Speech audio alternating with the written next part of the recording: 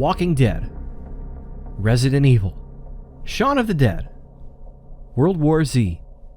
Though zombies have been around since the black and white days, the version that's synonymous with our modern understanding of zombies is due primarily to 1968's Night of the Living Dead. It established a new mythology and cemented the late great George Romero's legacy as the godfather of the modern zombie film. It's heartbreaking then to consider that such a groundbreaking, trailblazing film would wind up in the public domain. That's right, George A. Romero helped create one of the most influential horror films of all time and a new horror monster, then lost any rights to their creative ownership, and it was due to one very small mistake. Along with Psycho and Last House on the Left, Night of the Living Dead brought horror out of Gothic castles and placed it into modern-day American society. A commentary on consumerism, greed, and socioeconomics during the height of the Vietnam War, it was shot in black and white, reflecting the sociopolitical message of the conservative establishment. It was released toward the end of the American Civil Rights Movement and was one of the first major motion pictures to feature a black lead hero. Romero's ghouls established the template for what we refer to today as zombies, the dead that rise from their tombs to feast upon the flesh of the living. No specific reason was given, though a few were debated by the characters in the film. Though The Last Man on Earth was a post-apocalyptic tale about vampires, this was the first film to utilize ghouls or zombies in such a manner. Its influence can be felt in comic books, video games, TV shows, and feature films 40 years later. So how does a film with such historical context and artistic influence wind up in the public domain?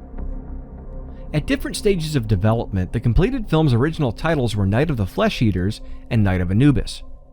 Shortly before the film was released to theaters, the title was changed to Night of the Living Dead. The Walter Reed Organization, distributor of the film, had to replace the title card at the beginning of the film and forgot to insert a copyright notice onto the new one. The film was then released with nobody noticing. According to Plagiarism Today, the 1909 Copyright Act stated that a filmmaker must put a copyright notice in their work to be legally recognized. No copyright notice, no copyright. By releasing the film with no copyright attached, the film was placed retroactively into the public domain. Though Romero would come to be recognized as the godfather of the zombie picture and make several follow-up films, he missed out on additional revenues from royalties and creative ownership of Night of the Living Dead. Had this not happened, zombies could have been an exclusive intellectual property for Romero and company. At least his version anyway.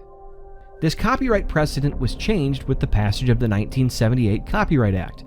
However, the new act did not affect films released prior to its passing. This means that Night of the Living Dead's public domain status will forever stand. Romero and his co-writer John Russo went their separate ways, with Romero retaining the rights to Of the Dead and John Russo retaining Living Dead for future films. After releasing Dawn of the Dead in the 70s and Day of the Dead in the 80s, the zombie genre continued to grow in popularity. Romero feared someone would eventually attempt to cash in remaking Night of the Living Dead, so Romero decided to produce his own remake in 1990. This version was shot in color and directed by horror effects legend Tom Savini, who honed his skills on some of Romero's previous Dead films before moving on to other projects like Friday the 13th. The remake was not as well received, with critics saying it was so close to the original that there was no reason to really remake it, and they were right. Romero's motivations were solely financial. In doing so, he brought the message of his film full circle, cannibalizing his own body of artistic work for financial gain. Although, I really can't blame him. The historic Night of the Living Dead became an ironic tragedy in the history of horror. Let us remember that no matter how historic the work, how iconic the film, missing one small detail can be disastrous, as was the case with Night of the Living Dead. Thank you for watching this episode of Horror History.